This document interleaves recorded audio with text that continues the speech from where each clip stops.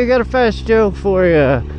John and his buddy Spencer were going on a skiing trip, and they got caught up in a blizzard, and the weather was terrible, and they pulled over at this mansion and asked to stay the night.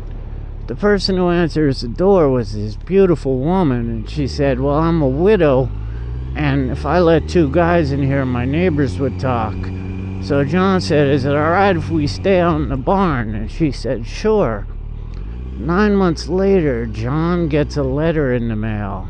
So he goes over to Spencer's house, and he said, Spencer, when we stayed at that woman's house, did you happen to pay her a visit in the middle of the night? And Spencer is kind of embarrassed and says, yeah. And then he says, Spencer, did you give her my name? And Spencer turns bright red and says, yeah. Why? John says, well, she died and left me everything.